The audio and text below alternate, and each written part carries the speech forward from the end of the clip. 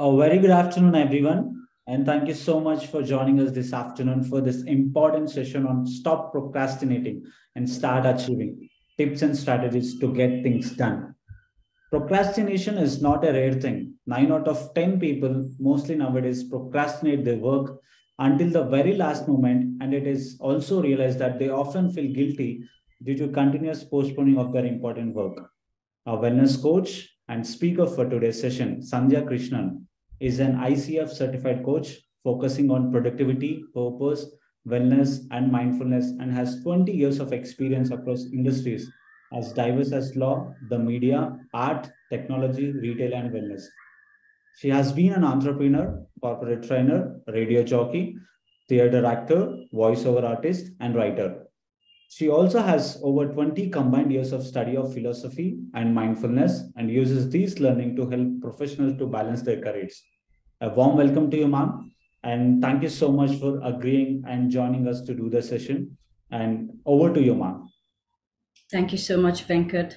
Hello, everybody, and a big thank you at the outset to Shiva and Etika for this opportunity. I cannot tell you how excited I was to present on this topic. It is one of my favorite topics, not least because it is such a personal topic to me as well. Okay, what you got was like the very LinkedIn sort of intro about me, but really the truth of the matter is I am a serial procrastinator or a lifelong procrastinator, but one that is perhaps in rehab right now, I can say. Okay. So, the first part of the talk, we will very quickly cover what procrastination really is, how it actually works in the brain, and really some of the what some of these tips that we read about on any article or video actually mean. What I would like to do after that is really go to the heart of why we procrastinate. I'll give you a hint of that in just a minute. And really for us to do some introspection with ourselves. I love that this is a 1.5 hour webinar. It may seem long, but I will invite you to be fully present for this. And one of the ways you can do that is to try and remove as many distractions as possible. Put your phone on silent if you can. Try not to be multitasking while you're doing this. And I'd just like to invite you to see how you feel at the start of the webinar and just 1.5 hours later. Okay, so if you're able to, and the reason for that is that our brain undertakes new habits. It needs a couple of conditions. All right. First of all, it's going to want to do it to start with, and we'll talk about the why of why we do things in just a bit. But much more on a practical level, two other conditions for us to actually initiate a new habit. One, it has to attach onto something that's already pre-existing in our brain. So everything that I'm throwing at you today, something will stick. And for it to stick, it has a better chance if if your attention is not partial while you are in this webinar. Because in fact, one of the malaises of our time, of our present generation, is what we call time confetti. Our dhyan, our attention is half here, half in many other places, and it gives us a feeling of extreme fatigue by the end of the day. It actually increases distraction. It makes us feel like we are not productive at all. Okay, so the thing that you can practice for yourself right now, perhaps for now, just because I am requesting you, is to try and monotask for this 1.5 hours. I totally understand if you need to step away for a few minutes and come back, but consider this an exercise that you're trying, then maybe something more will stick like Velcro onto your brain. So that was one precondition. The second is that your brain is going to have to feel like it has a reasonable chance of success.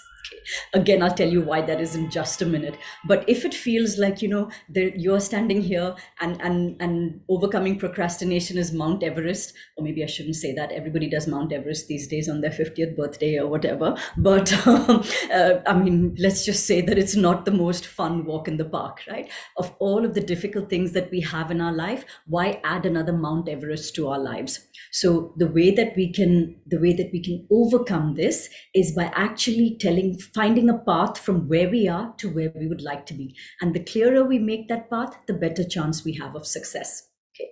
I see, Venkat, that we have more participants joining us. So they're going to get to see. I'll just reintroduce myself in what should have been my actual profile. I'm actually a lawyer by qualification. I'm from the National Law School in Bangalore.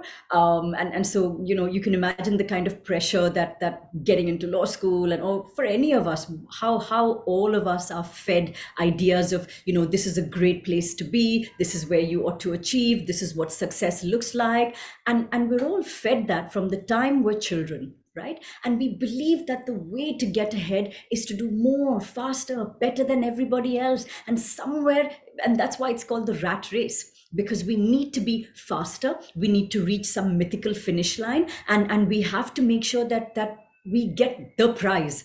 Now, what that prize is, nobody really knows, but from the people who appear to have got the prize, and this is where behavioral scientists like myself and wonderful, I stand really on the shoulders of giants on this one, where what a lot of the studies around this have been around these people saying that, listen, you've won the prize, how are you feeling now about things? Okay. And a byproduct of that is really procrastination, part of this whole rat race and this story that was sold. Okay. But I'm not standing here as somebody who's joined an ashram and said, give up the rat race and become, find your inner spirituality. I am very much in what we would call a capitalist world. Okay, this is a paid session. Thank you very much, Ethika. They've been lovely, and there is no honor in saying that, oh, money means nothing to me. It is an abstract concept that we humans have created, but it is something that we can use to get by in the world. But how we define this success, how we define how important each of these is, and how we disregard things which might have been really important to us. And again, we don't do any of this because we are just, uneducated, or because I'll say it very politically incorrect, we are idiots. We are not. Okay. And that's the first thing I want to say to all of us, is that everything that we have done up to this point in our lives, please trust that you have done it with the best cognitive ability that you had available to you up to that moment. It's also based on all of the narratives that we have been fed from the time we were children. But I'll say this, that there is something before we were fed this narrative, and that is before we even understood language, before we even understood what social norms are. This is the way to get ahead. If all of us, all of our families have little theme songs, right? Look at your cousin, she studied so hard, went to IIT, went abroad, got a job. Look at this person, they are working so hard, they got such a good salary. Look at this person at 30, bought a Mercedes. These are all some of the stories that we've been, that all of our families, and every family's got like theme song: work hard, tell the truth, be nice, don't tell lies, you must reach somewhere, kahin pahunchna hai, you must be ahead. All of these are theme songs that we've been fed. But I'd like to present that before we learned language, and before we learned what social norms were and what the good thing to do was, there was an us that was very, very feral, almost like a wild animal, right? And this is really a golden phase of our life, because in these very early years, our true personality, our intrinsic personality, which I will come to again later in this webinar, actually does manifest. It's literally, if mummy, papa were saying to us, do this, don't do that, be a good girl, don't be so naughty, that we were blissfully unaware, because we didn't understand language, we didn't understand cause and effect. And so what happened during these wonder years, and loosely I'll call them like the years of 0 to 5, is that our genes just naturally express. And so what I would like to bring you back to is to rediscover who that person was, who's very likely fearless, completely driven in the sense that you'll see with most kids, they are so busy until the moment they want to just fall asleep, right? They're exhausted. They are not afraid to ask for things. You ask a little child what they want to be, and they'll be like, I want to be an astronaut, I want to be a policeman, I want to be a firefighter. And you ask somebody who's in their 20s, what do you want to do? Oh, I want to get a mid-level manager position in company, this, and somewhere our ambitions have gone from like, I want to be the first person on Uranus to I want to be P3 level manager. Nothing wrong with that in itself, but I'm just saying that let's see if that's truly our path. Okay. So What is procrastination? We'll see various versions of it, but just so that we're all on the same page, this is literally the simplest definition of procrastination. It's the act of delaying or putting off tasks. We know it has to be done. We know that not doing it will give us a negative consequence. We truly might believe that it is a good thing to be done. Like, who doesn't believe that exercise is good for them, or that we should be eating less junk food, or there's a deadline looming, there's a PPT that has to be completed, and it would be really nice if we can finish it by 8 o'clock today, so that we can have dinner with our families, get a good night's sleep, and present with a fresh mind. All this we know, and yet we procrastinate. Okay, just as a show of hands here, or are we all procrastinators here, or is anybody here to observe what procrastination is for somebody else in their family? Maybe you can just tell me on the chat if what your motivation to be here is. And for those that joined in late, I've already confessed that I was a serial procrastinator, and I'm very much a work in progress. But the good part of that is that because I combine science, philosophy, I am that person that works with the 0 to 1, like the unsolvable cases, the ones who've tried everything else, and Superman at procrastination. I love that. That is your superpower. Okay. Okay, sometimes I feel like I act like one. Yes, absolutely. There are many, there's honestly, for some of us, we do so much and we still feel like it's not enough, right? So Sharath, you bring up a very important point as well. Arguably, we're all here because we've managed to get a few things done, right? We've managed to stay alive. We've managed to get jobs, or, and we are here in some capacity of success. So we are not complete losers, as another stereotypical and politically incorrect term will go. But yet we feel like we should be doing more, we're not doing enough. And much more importantly, I will say the things that are important to us, right? Somehow they seem to slip through the cracks. So let's really look at how we can solve for some of these. Where does procrastination hit us?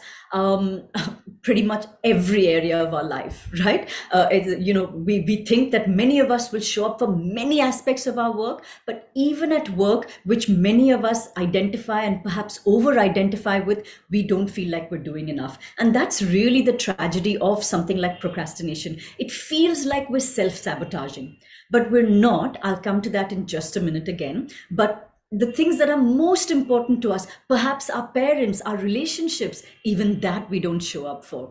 We would all like to be learning something new, upskilling. We know vaguely that tomorrow AI could take our job away. We know we should be trying to make ourselves not redundant. Are we doing anything about it? Not really necessarily. Okay.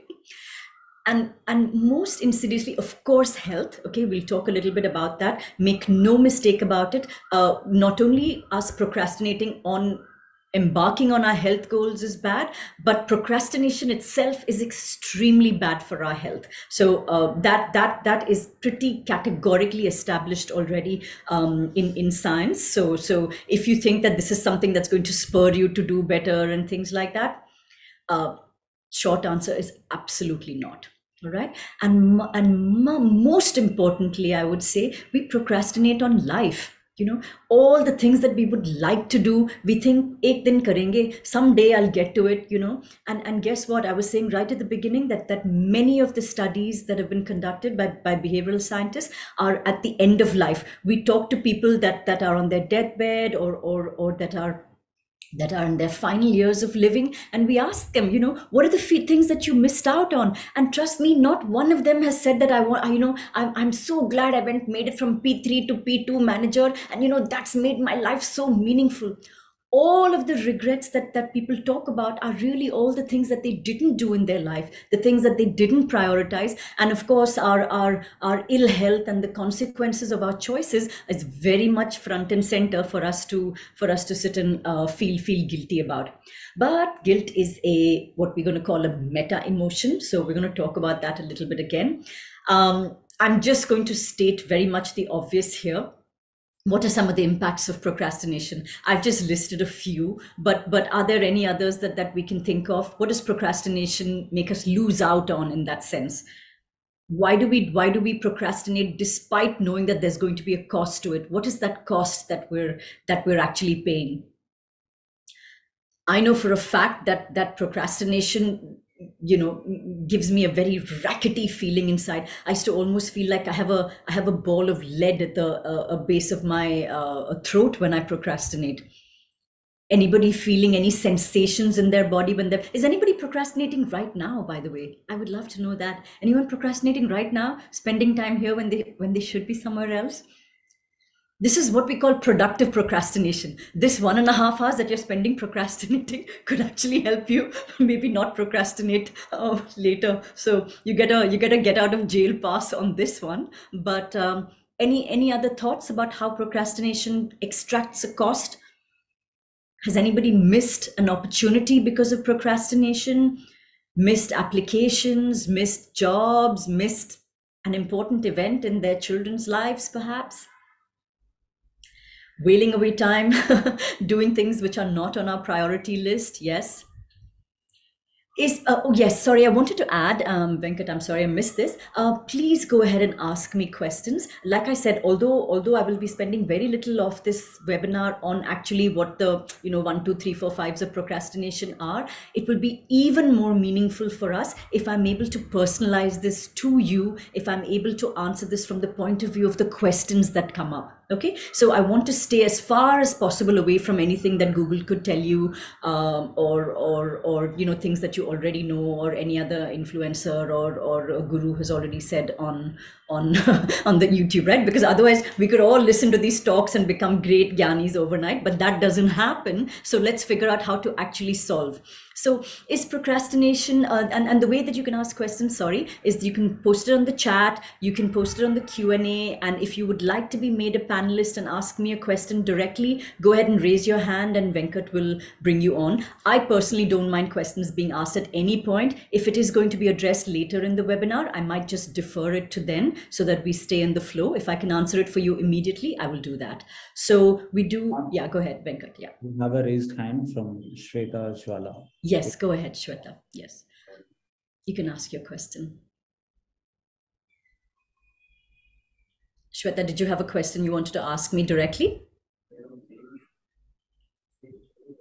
Shweta, if you can Yes, Sandhya. Go ahead, go ahead. Yes, we can. Yeah. So, Sandhya, I have myself, personally, I have this problem, like there's a lot of things or tasks that I have to complete. However, I just don't have a control. Like, okay, I finish off one task, I feel a sense of accomplishment, and then when I try to move on to the next task, there's something else, but which is not probably a priority. So it's quite unwavering. I have to quiet or calm my mind, and that's what not happens, or I'm not good at, and thus the procrastination and the effects of it. So, Shweta, great point that you bring up. I will be addressing that exactly when I talk about what role dopamine plays in how we accomplish things. Okay, so if with your permission, I'm going to defer that. When you look out for the words intrinsic and extrinsic motivations, if you hear the word dopamine, I'm speaking to you, Shweta, and anybody who has ever felt like Shweta. Yeah. Okay. I think all of us have felt like you have. So thank you for being so vulnerable here. Another question is procrastination is intentional, or does it happen just like that? So the why of procrastination is very much what we're going to get to the heart of, and this is the surprising science behind what procrastination might be, and I'm going to save that as a little something for later. Okay. So tips to focus and concentrate to finish a task. I'm going to go very quickly into tips to focus and concentrate, Shweta, but I will say to you, these work for a short time and they require very strong effort, willpower, what we call in behavioral science executive function, which is a very, very finite resource. Okay, so think of our executive function, our willpower, our brain processing power. Literally think of it as like a Bisleri, a 20-liter, oops, I don't want to endorse any brands here, but 20-liter a bottle of Bisleri. Okay, I'm sure you'll forgive me. And we turn it upside down, and every day we're going to draw from it, right? This is all we get. And this 20-liter bottle gets replenished through sleep, food. I'll tell you, there are some wonderful things that does replenish it, but every decision we make, all of our distractions, all the multitasking that we do, all the effortful things that we do draws on this. So as that body, it's called the body budget. As per a neuroscientist called Lisa Feldman Barrett, as this body budget gets depleted, we have less and less executive function left. Okay, so I will ask you, where are you going to pull it out of without replenishing it? We're literally running on fumes, and you do that day after day after day without properly replenishing it. And one day your brain is going to simply say to you, okay, boss, thank you. Bahut ho gaya. I've been struggling for so long. You're not listening to me. I'm just not going to cooperate with you now. Okay.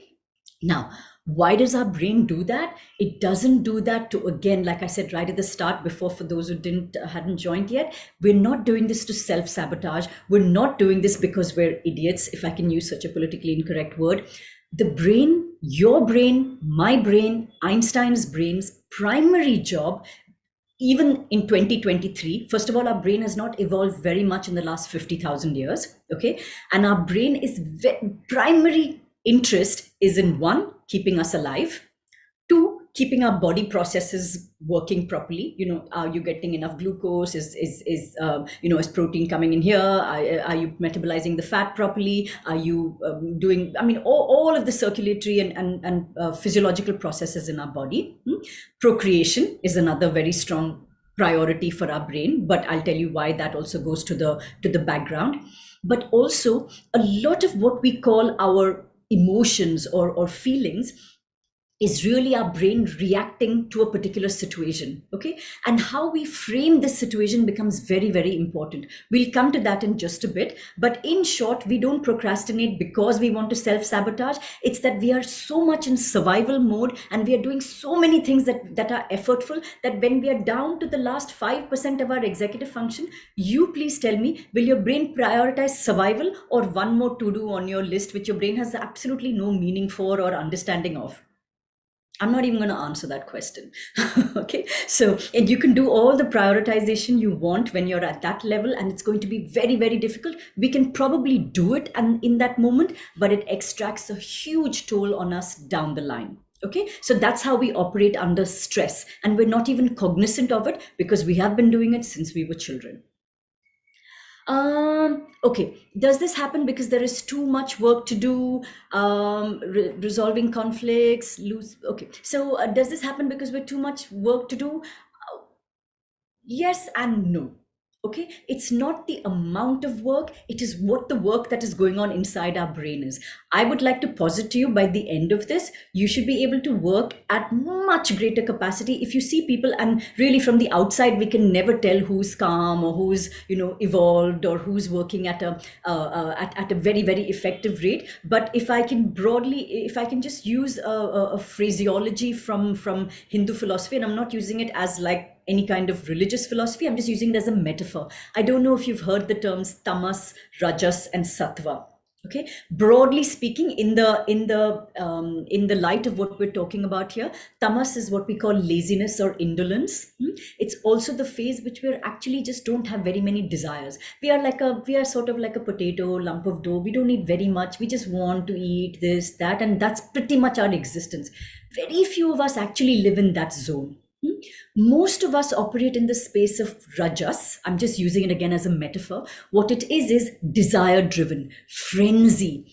It's us craving, I want more. And really, this is the space that the world can market to us. Sandhya, have you got this yet? Have you been able to supersize your car? Have you been able to upgrade your house? Your credit card is only at this level. Don't you want to increase your spend to this much? Then you can get what? But I don't know what I want, but yes, I want it for sure. Okay, and so and honestly, even much of how the workplace is constructed, and I have no beef to pick with this, but it is about understanding some of these and making them work for you. All right. So if in short, if you want to move a person from tamas to rajas, you can dangle a carrot in front of them. Say, bhai, you want to get up at least, please? Would you like to take this? Literally, that's how, if you're going to train a puppy, that's where you start. Okay. But we kind of stop there, and not everybody stops there. There is something beyond rajas, which is the sattvic state of mind. Sattva is often thought of as like when we are retired, we have become so wise, and now we are sitting in quiet contemplation. Not at all, I would like to say. Okay. Sattva is what I would like to reframe as the transactive state of mind. It is when you are in so much flow, you are in extreme efficiency, you are in wonderful productivity without any of the agitations of the everyday mind.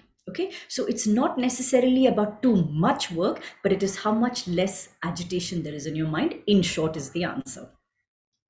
I'm very guilty of using sometimes words that are not easy to understand. Thank you so much for calling me out on this. If there is a word, please, I will try my best to use language that is understandable by everybody. If there is a word that is not comprehensible, please do ask me. I will take a moment. This is, I am very, very guilty of this. So this is not you, this is on me. So thank you for calling me out on that. And Venkat, is there a question that I need to answer right now from the Q&A, or are we good? We are good, ma'am. Okay. What would be the right step to resolve the conflict, but in front the guy does not want to resolve the same conflict? So we're talking today about procrastination. If you're talking about procrastination in a team member and how to address it in that, we will come to that in just a bit. It's really about observing, and we're going to understand patterns. So right now we're literally going to, I mean, like I said to you, like this is literally the first part of the webinar. Strictly speaking, most topics on procrastination should end after this next slide. Okay, so when we actually do procrastinate, and this I'm going to ask you, like from Google and anything that you've learned, what are some of the tricks that are supposed to, that do work? They do work. They're all based on behavioral science, but I'll say that they're piecemeal, right? So what does work? When we are procrastinating, say you've got a big project ahead of you, okay, and you've got 2 months to do it in, and we are procrastinating. It's already 1 week in, and you've not even opened up the project brief to read it. What could actually work for us? Any thoughts? Any ideas? What would you recommend to your team as managers? I know procrastination will, I know that doing the task will give me benefit in the long run, but I still don't want to do it. Our brain is not very good at thinking about future benefits. Immediately the task seems so unpleasant. So therefore we would much rather not do it. That's the short answer. We will come to it in more detail later. So what are some of the tricks that we can use today itself to beat procrastination? Say you've got, stick to timelines. Okay, create a sense of emergency. Yes, the night before an exam, we all are able to study. Why? Because the threat is clear and present. Remember, when in doubt, please go back to your cave people brain. Okay, that if I don't finish chopping wood by tonight, literally I'm going to freeze to death in the night. So will you chop wood? Oh yes, you will, because it literally relates to survival. Remember, the brain's number one priority is survival. So if we have an exam the next morning, will we be able to study the night before? Yes, but we will be hyper focused on. You'll be able to race through the subjects, but you will rarely store it in your long-term memory. Rarely will you be able to connect to other subjects that you've learned. Rarely will you be able to have access to that 5 years later, 2 years, 2 years hence, even next week. Okay, so we can be hyper focused on the threat. We can do something, but is it our best work? Not at all. Does it make us feel good? It just makes us feel like I've survived one more day. I've managed to not get eaten up by some wild animal, and we are in a survival mode. The survival brain is the exact opposite of the critical thinking, problem solving, abundance, future planning brain. That's our prefrontal cortex, and that's the one that cannot work when it is under pressure, because we literally have two systems broadly, and I'm saying this in a very unscientific way. I mean, I'm oversimplifying it, but we have two systems in our brain that give our body messages, right, for what to do and what not to do. When we are in a state of rest, digest, calm, relaxed, the prefrontal cortex will say, so give Sandhya instructions like, Sandhya, you have a talk to give next week. Why don't we break it down as 1, 2, 3, 4, 5? Let's work backwards from here we are today. Let's plan. So there we go. Set clear goals and deadlines. Okay. You must have heard of the acronym SMART goals, SMART, SMART goals. That's one where we break up the goals, where we specifically say, okay, this is the talk, this is what I'd like to deliver, and therefore these are the steps to where I want to reach, right? Prioritizing tasks based on importance and urgency. We'll talk about that in just a minute. Removing distractions. We often think that ho jayega, it's only next week, so okay, I'll just check my phone here. But I talked right at the beginning about time confetti. When your attention is here, there, it actually drains our body budget. It actually makes us more tired, more distracted, and more prone to procrastination. Why we do that, we will come to in just a minute. So certainly removing your distraction. We know from behavioral science that even having your phone face down on silent on your table can take away, very roughly, I'll say, like 30% of your attention. Do we do that? No, we don't. We actually have messages. I mean, we actually have notifications, sounds, buzzes. The vibrate function on your phone mimics like a mild electric current, and that bzz, every animal on the planet will snap out of what they're doing and pay attention to this. All of our notifications mimic like a tribe member saying to you, Sandhya, I need your attention. Venkat, I need your help right now. Stop whatever you're doing. Come and help me here first. And what will that be? It will be, oh, would you like to upgrade your credit card? Back in that loop again. Okay. And when we take our attention there, come back, we've lost our flow. Okay, so again, create support and accountability from others. It's something that really does work. We're going to talk about that. There's some wonderful accountability websites. I think it's called The Cave is one, Focusmate is another. Being a prize procrastinator, I use these a lot as well. They work on solid behavioral science. Literally state your goal, break it down into, you must have heard about the Pomodoro technique, 25-minute long tasks, 5-minute break. Okay, so all of these make it seem like, okay, this is just the task that is in front of me right now. I'm not going to build the Taj Mahal. I'm simply going to put 5 bricks together. 5 bricks seems a lot less scary and a lot less uncomfortable to take on than Sandhya, can you please build the Taj Mahal for us? Okay, so these are the techniques and tips.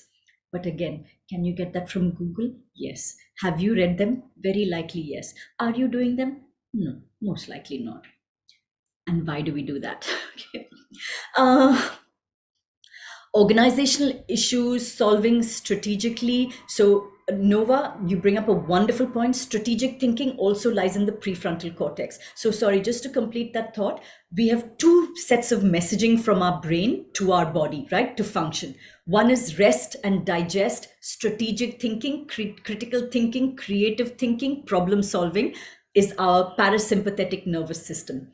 Our sympathetic nervous system, which comes from our amygdala, it's a very primitive part of our brain, but very good for survival, actually tells our brain that it can actually, it's called the amygdala hijack. It can literally hijack messaging from here. So say where does it actually come into effect, and why it's very good for us to have this amygdala? Say you're driving, listening to music, suddenly you see a bicycle swerve in front of you or a child run in front of you. Is it useful for your amygdala to light up, to say, oh my God, there's something in the jungle that's shifted, swerve. Even if you have to swerve off the road, even if you're walking on the road, even if you have to jump and break a leg, at least you have survived. At least you have not killed anybody else. Okay. So is your amygdala really useful? Yes, it is very good at spotting threat. It is very good at spotting changes in patterns. It's also why we are so easily distractible. Wow, abhi kuch sale aaya. Wow, something new is coming. New notification. All of these speak to our very primitive brain. And what do? Like little rats, we go running after it just to get that little high. Dopamine again coming up here. Okay, but this is not where I'm actually talking about it. So what we need to learn to understand is that life is not also about, oh, I'm joined the 5 a.m. club, I have been able to achieve my goals. We love to read these kind of stories and we think that, oh my God, if I also wake up at 5 a.m. then I would be able to achieve all my goals. I have my doubts about some of these. The most important aspect is really understanding ourselves. Okay, so that's why I said to you, it is the uncommon science of what is actually behind procrastination. Okay, so I'm getting a lot of questions. Let me try and address some of them. Otherwise, I'm just going to move on so that we're able to stay. I would like each, by the end of this, everybody will be doing an exercise that I really, really hope will be able to get you to the point where you'd like to be in your life. Okay, not just with the specific tasks in front of you. We tend to focus on just immediate tasks. Why? Not because we're idiots, because we have immediacy bias. What is clear and present danger in front of us will weigh extraordinarily and scream extraordinarily loudly in our brain, but it may not be the most important thing for us to be doing. Okay, I'll very quickly address a few of these. Is sacrificing of self-respect the right step to survive in an organization? The fact that you are right and just a victim of procrastination? I'm not so sure if I understood that, but let me tell you, one of the very important aspects of workplace wellness, I'll come to that later, is a feeling that you are appreciated, that what you want to do, your team will help you make it into effect. So I would say sacrificing self-respect is never going to be a good idea. Plus, you have to live with yourself more than anything else, right? Victim of procrastination, I presume you mean procrastination of somebody else, but we'll talk about it later.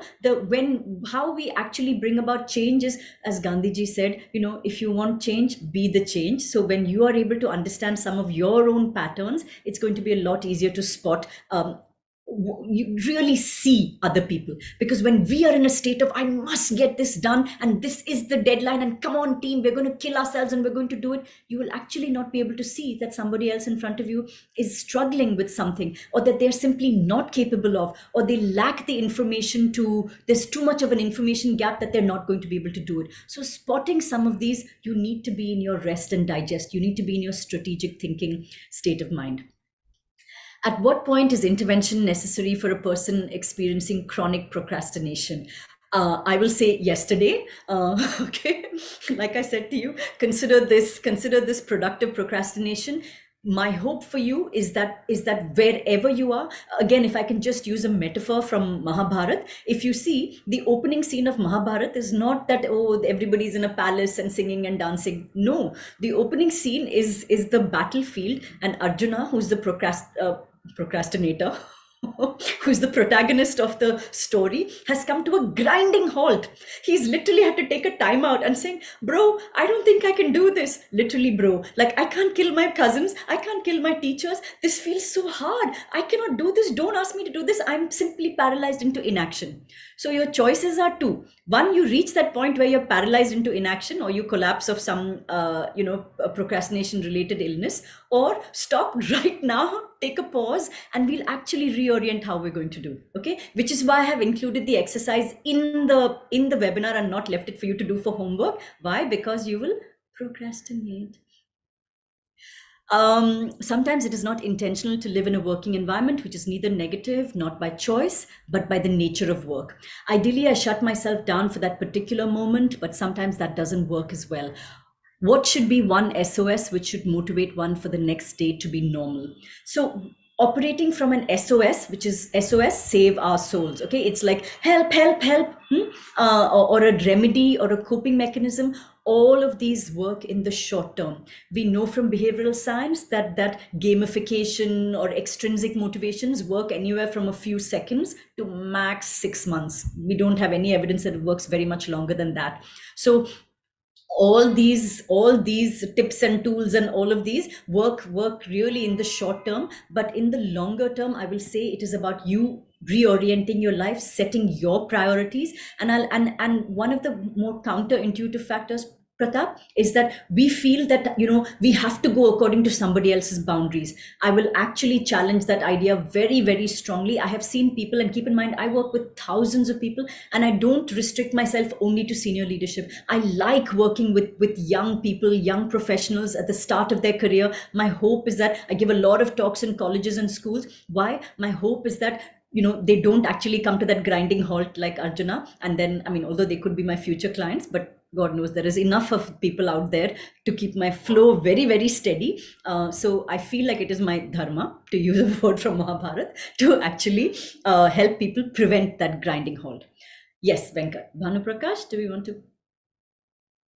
Bhanu Prakash, if you can hear us, please unmute yourself and you can talk to us.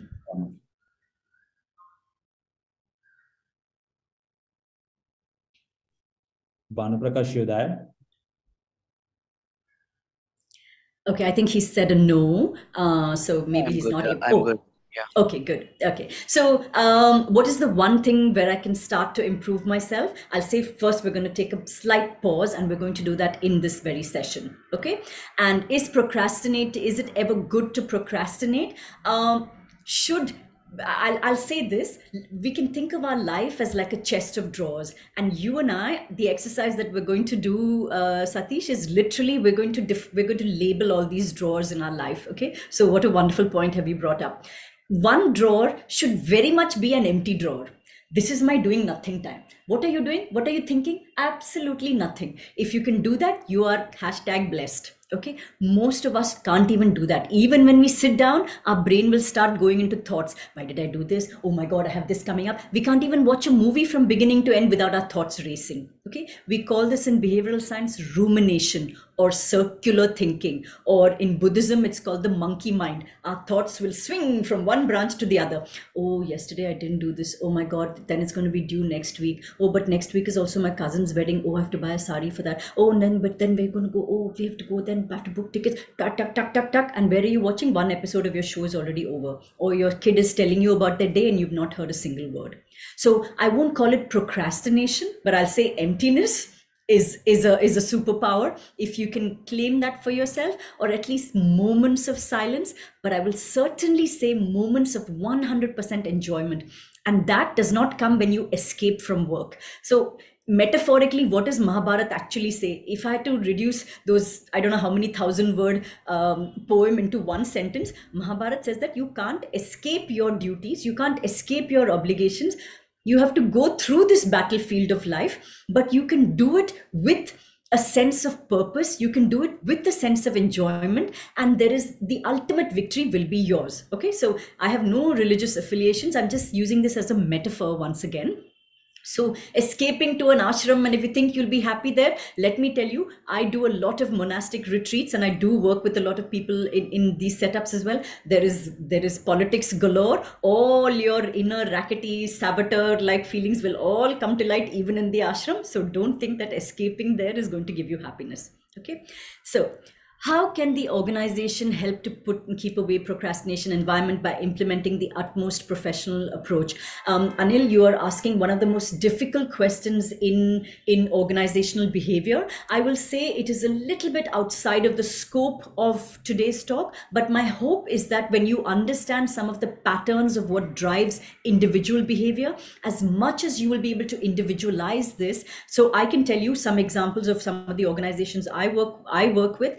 Literally, even in a sales role, we automatically assume that everybody should be held to the same sales targets. There are organizations where people are allowed to negotiate and choose their own targets or their own way of working, and they are happy to let their remuneration be commensurate with their effort or with their abilities or their goals. And the organization actually celebrates that. Does that sound radical? Let me tell you, it is actually happening today, and it is happening in India as well. Okay, so it's not an easy answer, and I cannot answer it in just a short. But if you see what really is behind procrastination, I hope that it will by encouraging that culture, because definitely organization culture contributes to how much there is a feeling of procrastination within your team. If you're able to spot some of those, I think your answers will lie there. Okay, the big why. One more question and then I'll move on. How can a person keep himself or herself away from procrastination in his professional attire when in fact she knows that survival is not possible? So again, I will say this, Manoj, that our brain, remember, is hardwired for survival. So depending on what story we have been taught, we have literally been our cave person brain has literally been taught things like, oh my God, if I ask for extra time off, I'm going to be dead. Going to be dead meaning like my boss is going to our brain is the amygdala, by the way, that I was speaking about, is very binary. It's not like a fan regulator. Oh, this is only 10% threat, this is only 20% threat. No, it's like a fuse switch. So if the amygdala trips, I told you it's called an amygdala hijack, right? It puts your entire body into a state of fight, flight, freeze, fawn. I'm not going to go into that. That's not the scope of this talk. But it's literally like 1 minute you're thinking, problem solving, feeling like the world is such a good place. The next minute you are in survival mode. Okay, so when you're in that survival, and what trips that amygdala for us? A lot of our childhood stories, a lot of what the world markets to us as like, oh my God, without this, like it could be something as simple as, do you have the latest iPhone? Without it, you are dead. So what are our primary drivers? Survival and belonging to a tribe. So are you in the tribe that owns the iPhone is what the world would love to market to you. Sorry, I don't have anything against iPhone. In fact, I have an iPhone, just not the latest one, because I'm trying to be not susceptible to some of these. Okay. Mobile addiction and procrastination are interrelated. Yes. But I will say all technology, there is no inherent good or bad in any technology or device or person or activity. It is how we contact it. So if we change the way and the answer to always is perhaps to disengage, do reconnect, become a little analog with ourselves, and then re-engage consciously with it. And will we fail? 100% yes, but we will keep failing forward in the direction that we want our life to move in. So I'm going to give you very imperfect solutions to get there. Is procrastination driven by emotions? 100% yes. We're going to talk about that in just a bit, which is why do we procrastinate? Okay. We think that procrastination, I mean, literally, again, I'm just going to breeze through this. The reasons for procrastination are the messages that we've got in childhood, right? Without this, you are nobody. You must be more than you were yesterday. Your career has got to be this straight line graph. As children, we are told that you have to learn history also, geography also, mathematics also, science also, have to be good in dance class, go for football class. You have to do this. And then you should also be able to recite poetry whenever guests come. I mean, after a while, it becomes overwhelming too, and then we're constantly compared to others. Like I said, look at your cousin who went to IIT, look at this, oh my God, this person has got a bigger car. And the world keeps marketing to us on that front, right? Everything about media, marketing, social media creates a sense of FOMO, fear of missing out. Guess what? For our primitive brain, that means that we are going to get excluded from some very exclusive tribe, some mythical tribe, which I don't know what the inside of that tribe actually looks like. If it's so important for you, I will say, please try and get in that tribe and see if you're having fun there or not. From the studies in behavioral science, we've spoken to those inside tribe members. They are not necessarily the happiest people or happy at all. Okay, so where do we want to get? What is this mythical tribe? We don't know. We are just told that we must get ahead. Why is this so important? Why is this tribal behavior so important? And what is its relevance today? Keep in mind that historically, a tribe has always come together because of scarcity and because there was danger around us. Okay, so when we huddle together, if you think about it, we are anything but an apex predator. We don't run very fast, we cannot fly, we don't swim very well, we're not very good at climbing trees. You can't carry a baby while you're chopping wood because we're not even that strong. And we have these rather heavy, disproportionately heavy brains and is balanced on the top of an erect spine and very spindly legs. We are anything but an apex predator. The only thing that has made us where we are is because we have this very heavy, unwieldy brain, and two, we are tribal. So these are hardwired into our existence. We have to belong. We have to be there. And why should we get ahead in the tribe? Because again, I'm oversimplifying, but please think, if somebody killed a buffalo, and my apologies to all vegetarians here, I'm vegan myself. If somebody killed a buffalo and brought it to the tribe, who got the first pickings? The ones who are ahead of the tribe, right? And then according to your status in the tribe, you would either get less, or nothing at all.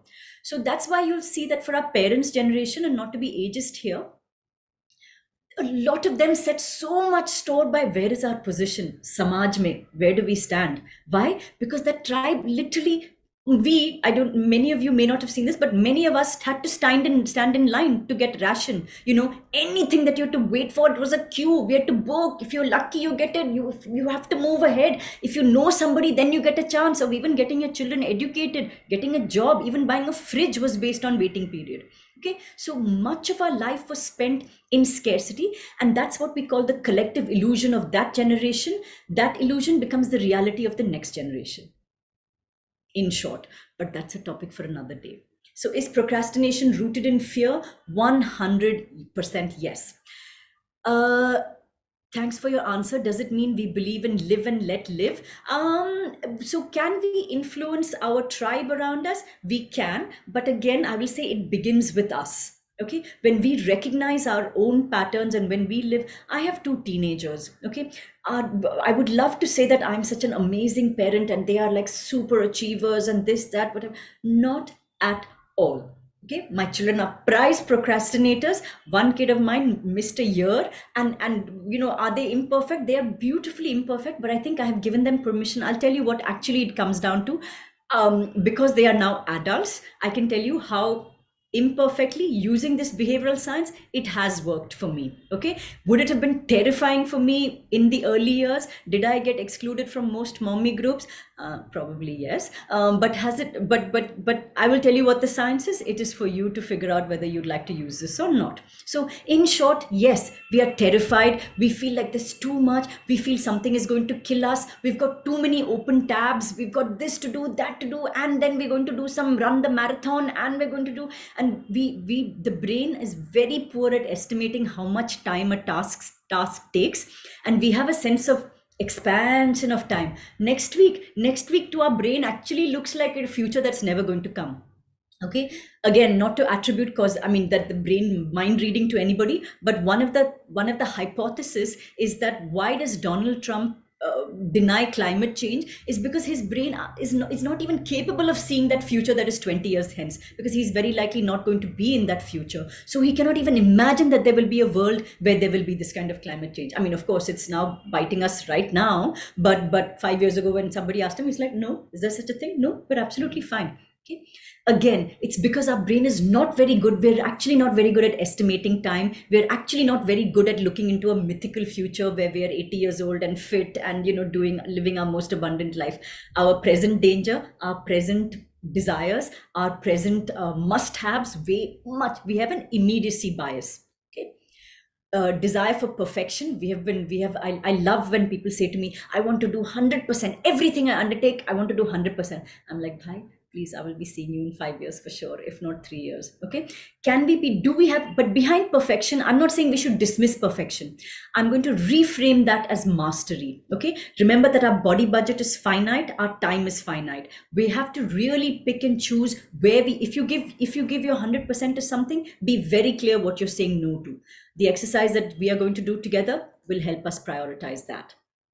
Okay. What does this result in? These are usually some of the feelings that we associate as a result of procrastination. We feel worse and worse. We feel like everybody else is getting ahead, feel that sense of panic. We start to feel like we are more and more incompetent. And the more we fall behind, the more we feel like, my God, I'm never going to be able to catch up, right? It appears more and more discomfort. Okay. So in short, all of our feelings around procrastination, the feelings that we have, are negative emotions. Nowadays, I'm procrastinating on tasks that I love doing, like singing, reading books. Okay, again, Sriharsh, you bring up a wonderful point, and this is exactly where we're going to go to now. Okay, so a lot of what procrastination is associated with is negative feelings. Now, what are we going to do about that? These negative feelings will in fact make us not want to do anything, not even the things that we once loved doing. Okay, so in fact, I will take you to an experiment that was done. This was done, I'm going to say, in Stanford. It was done by a professor called Mark Lepper. And sorry, just before that, I will say that, all these negative emotions, unfortunately, there are some people who are more susceptible than others to negative emotions. Who are those people? People who have trouble regulating emotions in the first place, people who have self-esteem, and people who have had not just adverse childhood experiences, but I will say childhood messaging, which pretty much these three categories will pretty much cover all of us, right? All of us have somewhere received the message that you are not good enough, bhai, for our tribe.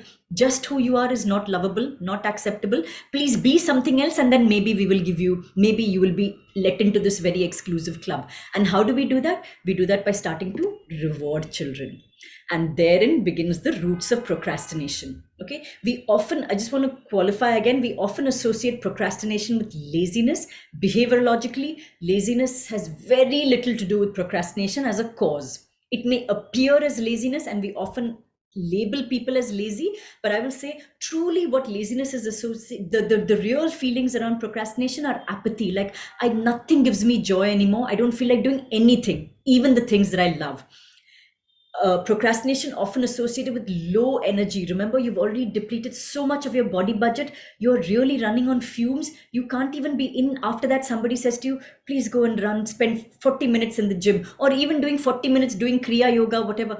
Is your brain going to do that? Your brain is like, no, boss, I'm not even going to get out of bed. I can just barely keep my heart beating and my blood pumping.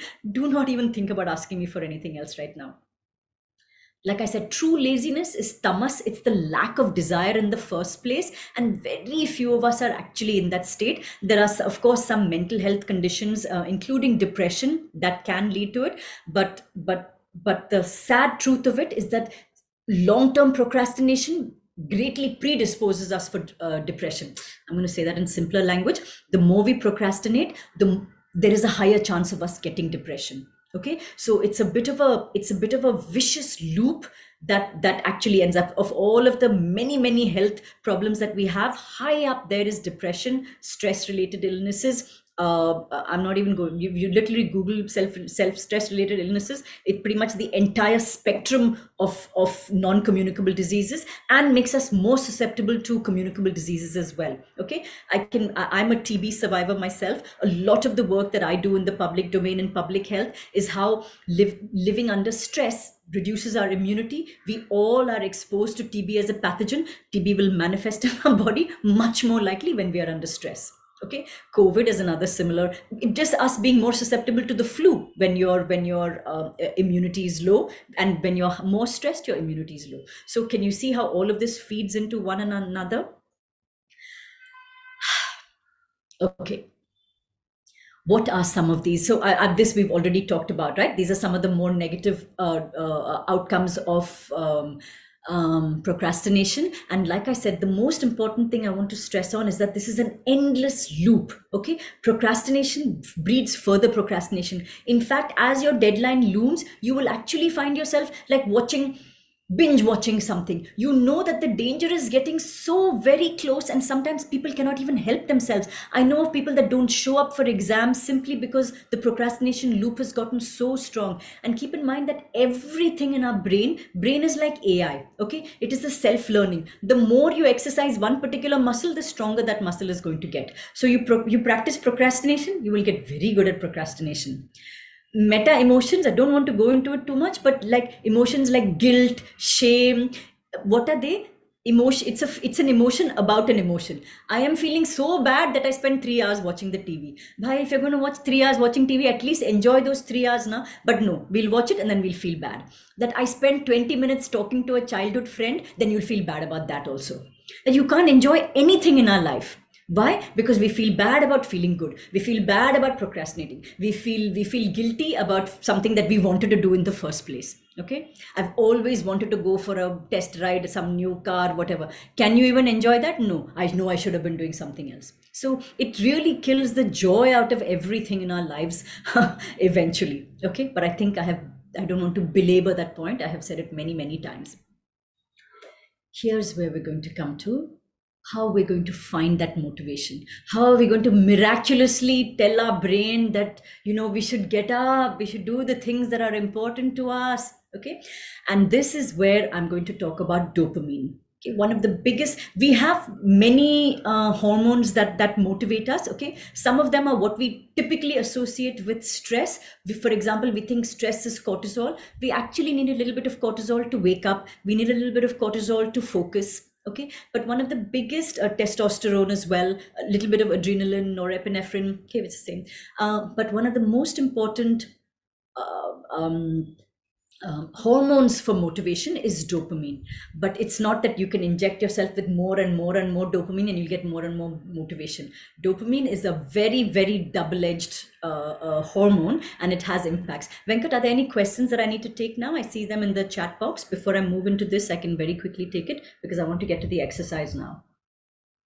Yeah, you can take. I think the questions in the chat box is answered. So we have one in the Q&A section. Okay, fine. So how does dopamine actually work? Okay, so this is where I started to talk about the Stanford experiment.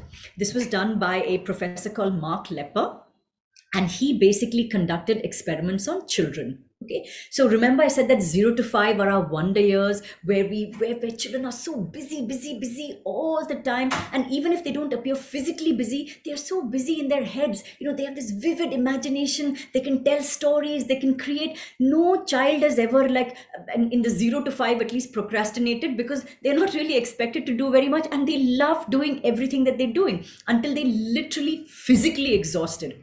We adults, we get mentally exhausted much further, and then even after that we cannot sleep. Okay, so we are in a sense screwing ourselves doubly. So how do we look for true motivation? How does dopamine actually work? So the study was conducted on preschoolers. All preschoolers, you give them paper and colors, crayons, whatever, whether they have any artistic ability or not. Everybody loves to do this scratch, draw. Okay, so they gave them all these papers and they said, go gangbusters, kids, enjoy yourself. And all the kids were drawing this, that. Nobody at that age, nobody even cares. Have I drawn a bird beautifully? Are the eyes placed in the correct? No, children don't care about any of this. They're just doing it for the fun of the activity. Okay, and then the researchers started rewarding the children with gold stars. You have done a good drawing. Why have you not done drawing? You two have not done anything at all. Your drawing is better than others. See some things in how our everyday adult life works.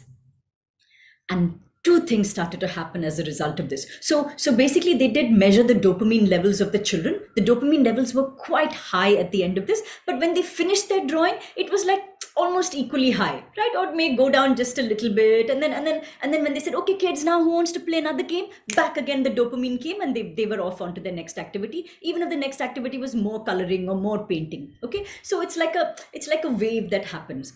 Start rewarding the kids and start comparing the kids and start making making them dependent on appreciation, reward, acknowledgement. And what starts to happen is their dopamine starts to dip. Okay, they will actually start to perceive the task itself as more difficult. Oh God, do I have to do another drawing again? Is that sounding familiar in any of our adult lives? 1. 2, when they drew, and even if you give them 3 stars, did they get higher dopamine? Yes, they did, but it was very temporary. You get a big dopamine high, but followed by a crash. And that crash makes them not even want to do the things that they once loved doing. I hope that answers the question of the person who said, I don't even love singing and, art and the things I used to love. We seek these incredible highs, and then we're followed by an absolute crash where our energy goes so low. Why? Because this is what we call extrinsic motivation. It is us doing things for the sake of the reward, for the sake of the outcome, or simply for the relief of, my God, I've done it. It's like saying that I really don't like cleaning my room, but I'll do it just because I can't bear to see a dirty room. I'll do whatever it takes so that I get the outcome that I want. Okay, that means there is no enjoyment in the task itself, and we become so hyper focused on the outcome that I will tell you, think of outcome and extrinsic motivation as like a basketball hoop, and you're going to slam dunk each time. The first time you slam dunk and you get a 3-pointer, you're like, I'll just take that question in a minute. You're like, yes, baby, I did it, whatever.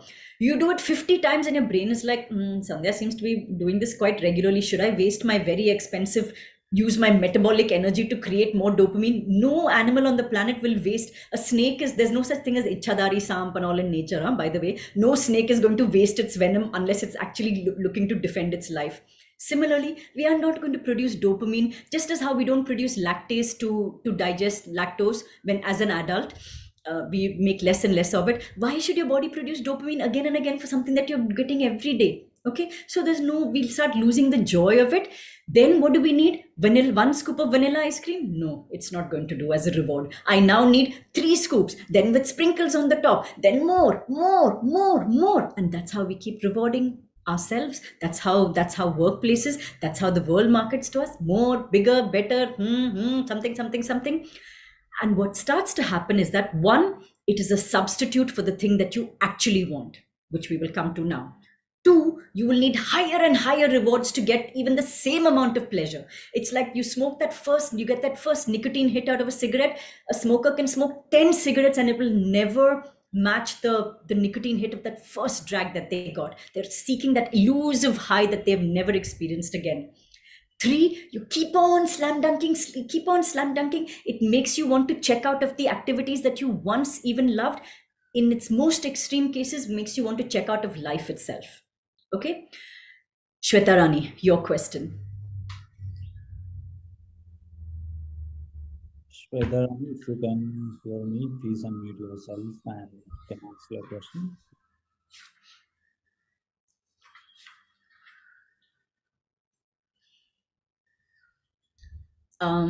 Shall we just move on for now, Venkat? I'm mindful of the time and I don't want to hold anybody beyond 5. So if Shweta Rani can just post her question on the chat, I'll address it when we have a little bit of quiet thinking time. Okay. So just to all of this slam dunking, this, that, what mimics excitement and we're going to burst bubbly, this, that, whatever, we actually are putting ourselves in a zone of, we may not be perceptive, we may not be aware that we are in high danger mode. Like I said, there is parasympathetic, rest, digest, relax. That's our green state. That's our sattvic state. That's our flow state. That's our zen state, which is not about escaping life, but us working in beautiful efficiency, in collaboration, problem solving. Okay. But and we may not be, many of us spend a lot of time here, but what the more dangerous aspect I find is us living in the state of orange and yellow zones of stress. Okay, so if I can give it to you in one sentence, keep pausing multiple times in the day, whether it is putting yourself a reminder, doing a quick body scan and checking what is my arousal level like. Okay, and actually we don't have a lot of hormones in our body. By the way, how our emotions are actually created is that salt, sugar, hormone, this, that, adrenaline, this, that will create a shift and it creates a metabolic arousal in us. And depending on the situation in front of us and what our brain predicts as an appropriate response, we are going to label it as an emotion.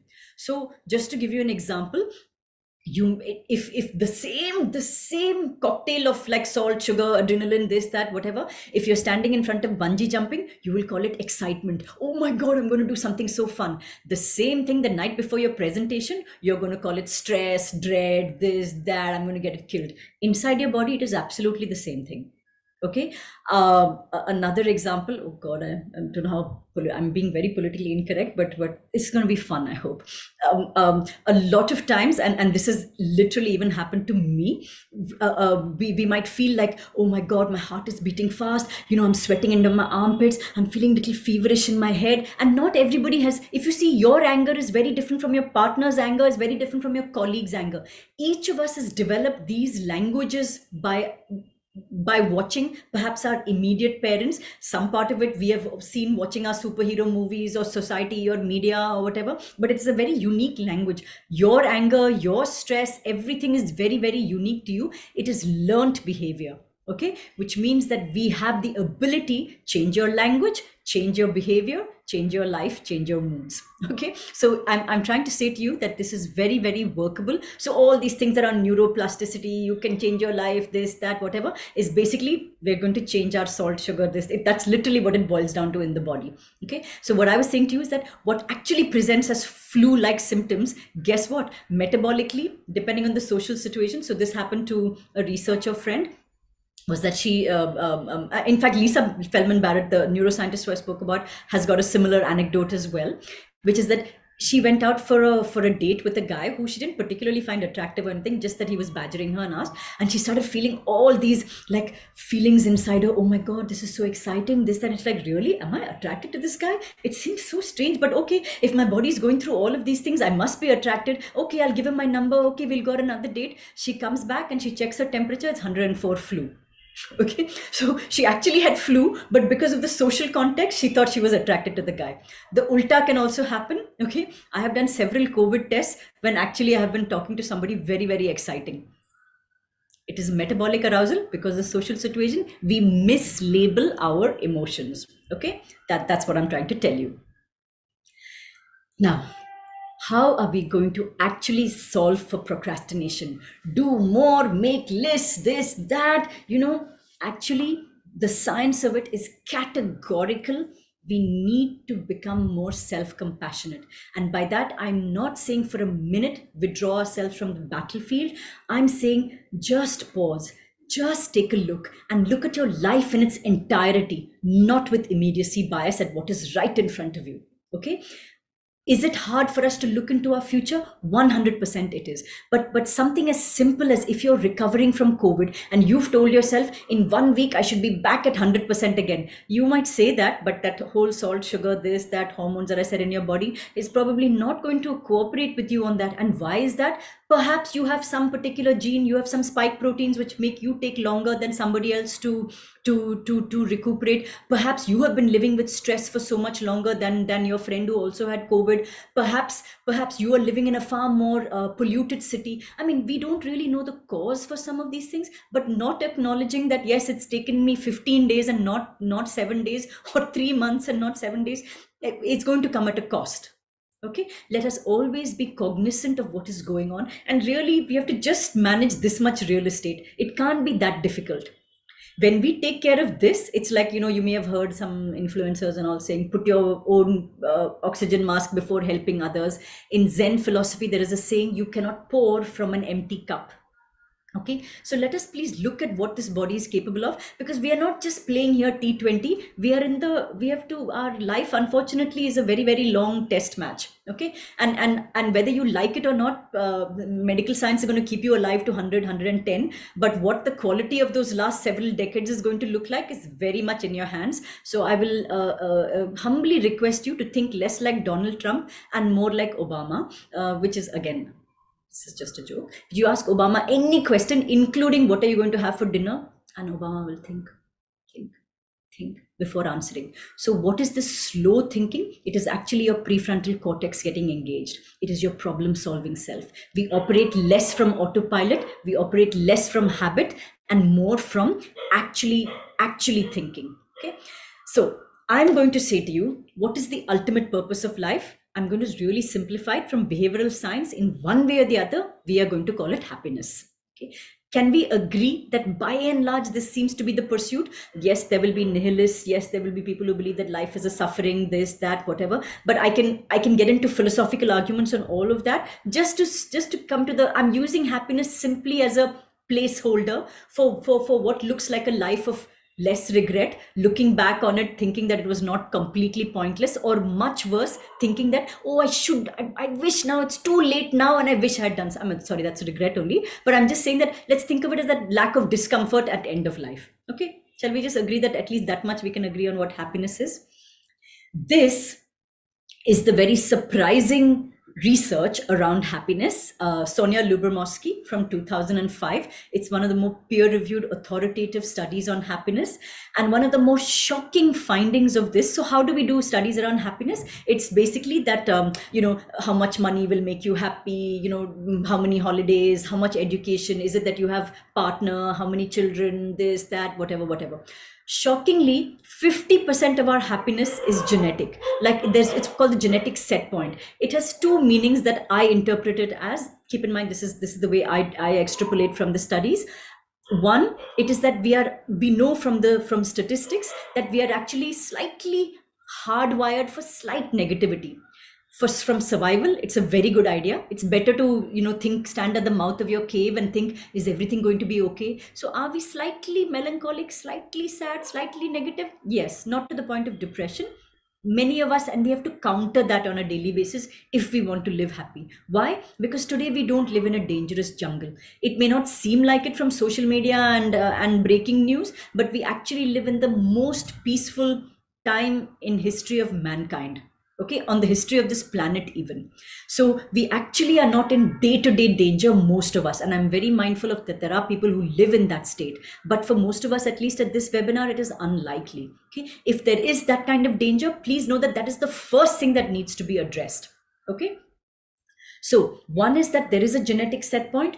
Two, I talked about the little you, 0 to 5. There are some intrinsic personality traits. I will say to you, let us tap into that as well. Okay, that is what makes you happy. Why? Because nobody was telling you what to do then. It is the thing that you did. It is the person that you were when nobody was telling you who you are and who you ought to be. So let's find some of that. You know, speak to parents, speak to older people, ask them, like, what would I do? How would I play? What would I talk about? What are the things I enjoy doing when there was no reward at the end of it? That's the only qualification. So to try and find, that's one exercise for later. It's not the exercise we're going to do today. 40% of our happiness comes from our everyday thoughts, behaviors, rituals. Okay, and let's face it, for most of us, a large part of that 40%, it's literally how you break down your day. Okay, I'm not saying that you should be doing some miraculous job or having fun. It's not that. Most of us have got to work for a living, but how we frame this, how we make these choices, how will we have the courage to move towards what our intrinsic motivations are, what truly makes us happy, what makes us satisfying. Rewards will come. Now the world is structured that way. We don't have to go and change the world. That's not our job. But please know that all of that falls in this 10%, which is great job, great salary, bonus, reward and recognition, nice house, nice holidays, nice partner. I have married the prettiest girl, handsomest guy, whatever. I have got the child of my dreams. Intrinsically, there is no happiness even in child, house, Lamborghini, though that we know surely. Even job, in just getting it, there is no happiness. That same child that you were dying for, trust me, one day you're literally going to feel like eating that child up. I have had those moments. How we actually get enjoyment out of this partner, this child, this job is, how we engage with it on a daily basis. Okay, that can I look at this person and can I build wonderful habits? Can I build rituals? Can I take myself into my job with the feeling of this is something I enjoy doing? These are people I enjoy being around. Okay, I'll give you like a shortcut, sort of for what this enjoyable can happen. And this 10% is really not in our hands. So let us not hyper focus on that. It's good to enjoy it when it comes. We all love reward, recognition, whatever. We love that pay enough, but it's not where that's why all of the religious philosophies, whatever tell you that there is no intrinsic happiness in that. My invitation, focus on this 90%, that 10% will follow. 1. 2, unfortunately, I will also qualify it from behavioral science. We know that up to 40% of our like miraculous success or super highs is down to luck. Okay, I can tell you, I'm nearly 50 today. At close to 40 is when I did some very conscious thinking, studying where are my patterns. I mentioned to many of you earlier, right at the beginning, I'm actually a lawyer by qualification. I was running my own business. I was in management, but I actually, in fact, I resisted becoming a coach. My thought was, why should I help other CEOs when I can be a CEO myself? Okay. But this seemed to be where my intrinsic motivation lay. This seemed, helping people seemed to be my dharma. And what happens in this, when I'm in my dharma, a couple of things happen. One is I am doing the thing that I would naturally have done. 2, I have found the environment in which I thrive. I work with the people who I feel safe with, who I feel have got my back, who I feel I want to serve. So what starts to happen is my petty ego of, will they like me? Will they not? Will I get negative feedback after this talk? Will somebody say, somebody said they didn't understand me. My only thought was, how can I make myself more understandable, as opposed to, what is wrong with my language? Can you see how the ego will kick in when we feel unsafe?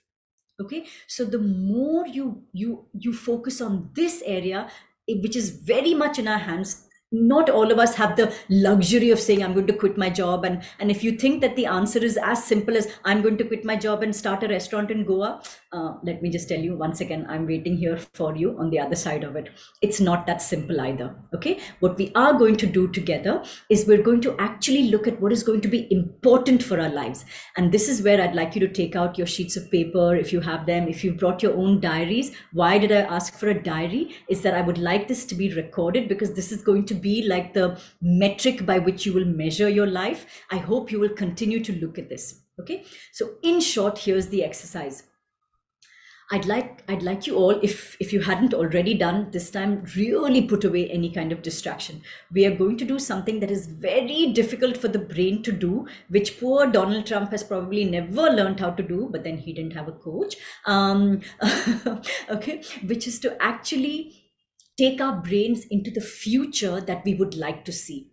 Okay, now many of us may not be able to see that future. I'll just say to you, as far forward. So wherever you are, if you can think, if you can visualize yourself 20 years down the line, wonderful. If you can visualize yourself 10 years, 15 years down the line, and it's not that difficult. I mean, if many of you in your 30s, you want to know what 50 looks like, please don't say to me, I hope I can walk. I hope I can. I'm 50. I will literally come on the other side and catch you there. Okay. So it doesn't have to be. A lot of the ideas around aging, cognitive decline, slowing down, metabolic slowing down, we know from science it comes from many of the other lifestyle factors. The actual metabolic natural slowing down is very, very minimal. Okay, so you can really visualize. And what are the only rules for how you visualize? No sunk cost fallacy. This is the degree I have, this is the job I have, but I've got 2 children to put through school, I've got parents to look after. No, these will weigh disproportionately heavy. So for the sake of this exercise, I want you to just go gangbusters and visualize. There was a meme doing the rounds. There's a guy called Johnny Kim. He's only 37 years old, and already he has been at different points in his life a neurosurgeon, a NASA astronaut, and an NFL player. Okay, I'm not saying we have to be Johnny Kim. He is a Chinese American hyperachiever, possibly. Neither do you have to be like me, changing 10 careers. Some of these things are exhausting, but some of these things may suit. I am easy at switching things, all right? What I find struggle to do is to build mastery in a particular area. And does that arguably, which gives us greater joy? We're going to see at the end of this. So rule, I want you to close your eyes. No sunk cost fallacy. Okay, today even our gender and our sexual preferences we know for a fact is not biological. Look as far into the future. So whatever, if you're 35, think of yourself at 55. If you're 40, think of yourself at 60, if you can, all right? And you may not be able to see a lot of things, but start with the one thing that you can see, not in terms of what you want, but what will be important to you.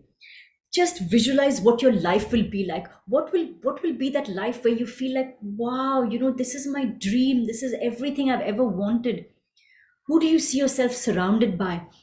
Something as simple as look at your body. Think about what kind of fitness level would you like to be your body to have? What will your daily activities be like? Who do you want to be surrounded by? How do you want to be seen by others?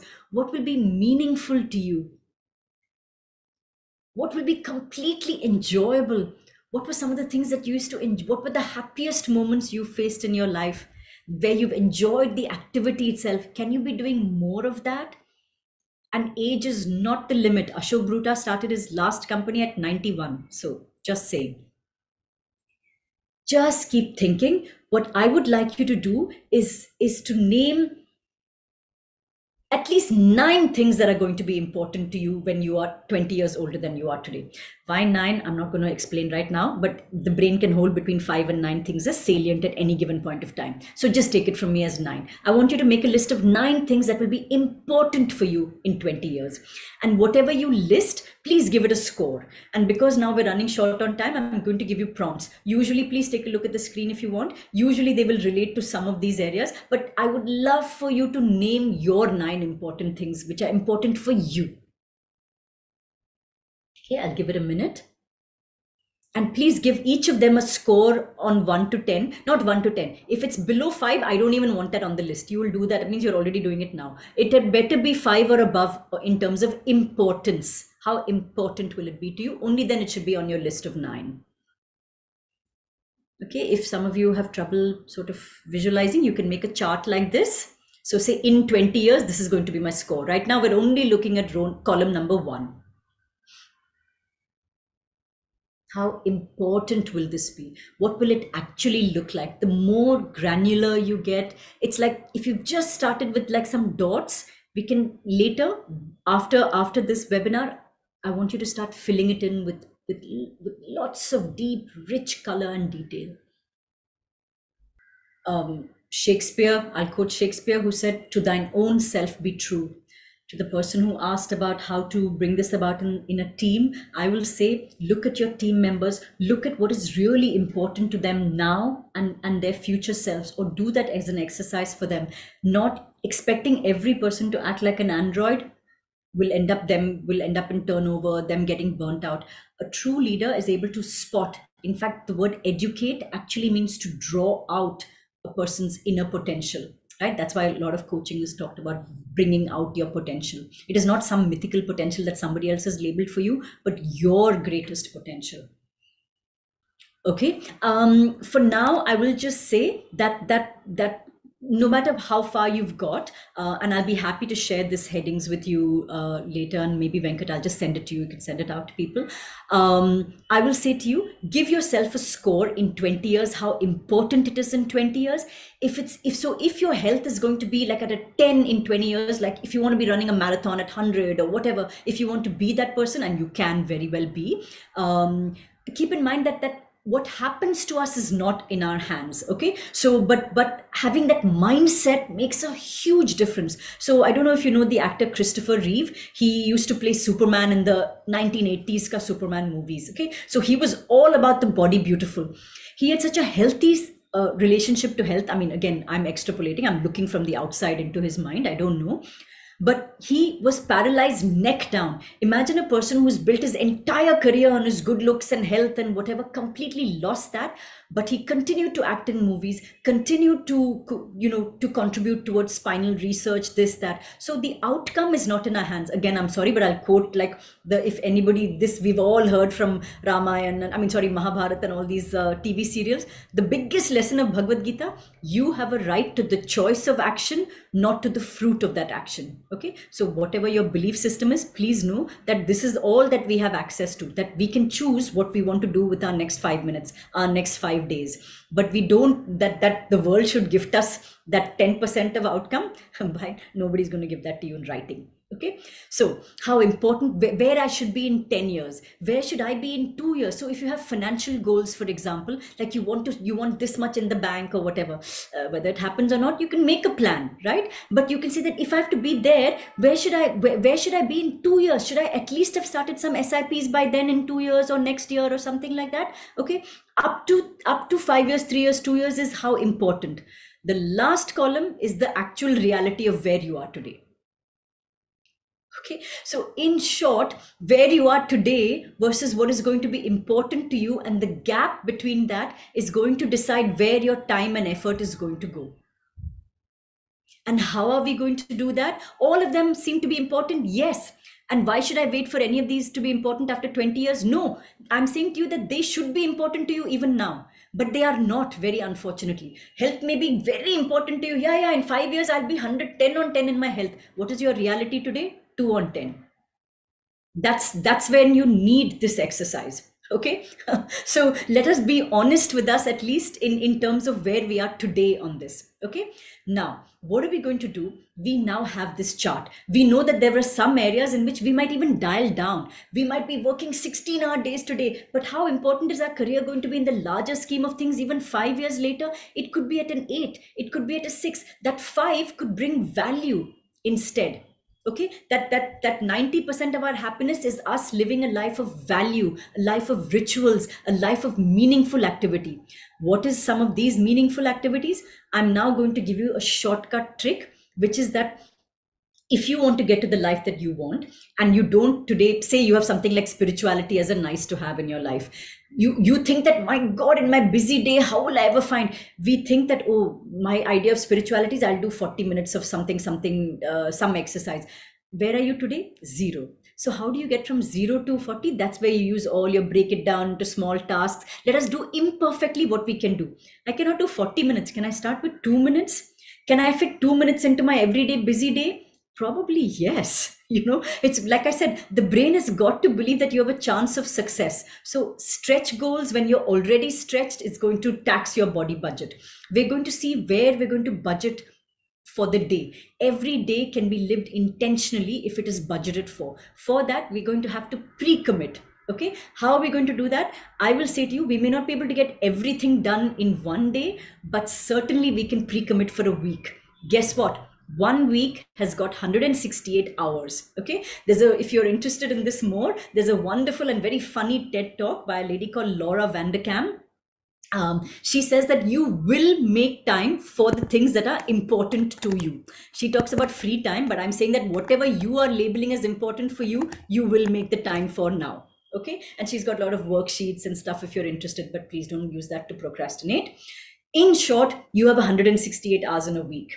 Okay, what I will invite you to do right now, however imperfectly, is to actually start taking out the things which are important for you, that are important. What are the things that are important? Sleep, exercise, eating good food, making social connections, taking care of yourself, doing meaningful work, having a sense of wonder about your everyday life, whether that comes from spirituality, science, a hobby, spending time with your kids. These are some of the things that are really important. And then set your boundaries for work. We often think that no, when work is over, remember, we are very poor at estimating time. You are not more efficient when you work longer and longer. Time will just stretch to fill the entirety of your life. Set your boundaries, because you know that when something exceeds, you're very clear now what you're saying no to. The brain is very, very pain averse. You'd be very stingy about what you want to give your time to when you know what you're saying no to. Okay, so Warren Buffett, he says that success is not about doing everything in this life. It's way much more about saying no to so many more things than you say yes to. So can we say yes to just 9 things, one of which is our career, but it's not 500 things? And this is going to be something that's meaningful. How to choose meaningful career, etc., outside the scope of this. But then we're going to break it down into small, literally, if you know what your next 24 hours are going to look like, you'll already have, even if you do it imperfectly, you've had a 60-70% good day. Have 6 out of 7 good days, you've had a good week. Have 50 out of 52 good weeks, you've had an amazing year. Congratulations, have more of these and you will have a happy and wonderful life. That is my hope for you. Thank you very, very much for your time, for your patience, for your attention. These are some of the things that we know make us feel good. So mastery, all of these come from just clocking the same thing over and over and over again in a way that is meaningful to us. Okay, so with that, Venkat, do we have anything else? Do I have to address any other questions that we haven't done? How is everybody feeling at the end of this? Does this feel like something that we can undertake, that we can do? Do we have a reasonable chance of success at taking on just the next 24 hours? Okay. So we are getting comments from, you can see in the chat about yes, this. Okay. So what about your kids and not regretting it? So as far as kids is concerned, it's exactly the same thing to yourself. Look at them, all right? When you see what's happening with your kids, so it's going to be a combination. Do we have to do some things which are effortful? Yes. But if too many things are effortful, please close a few tabs. Why don't you pick on what is most important for your children? That they have to pass at least in their exam? Yes, that much so they're going to have to do. Do they also have to do 30 other classes?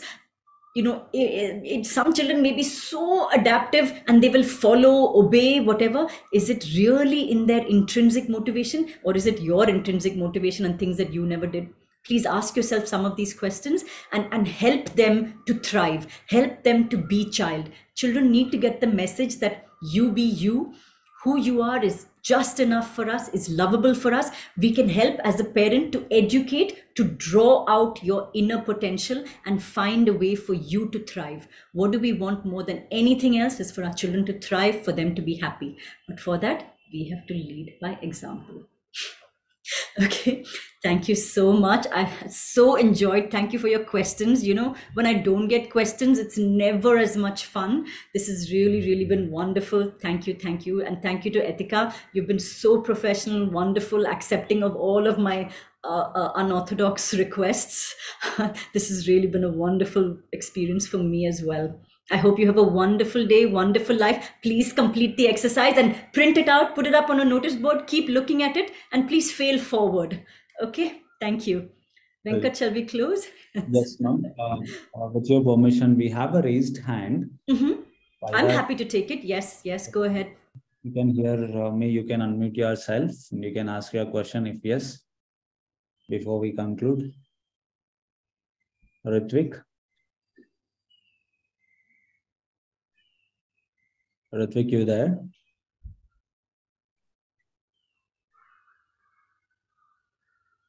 Hi, Ritvik. Go ahead. Go ahead and share your comments, thoughts, questions. Can you hear us?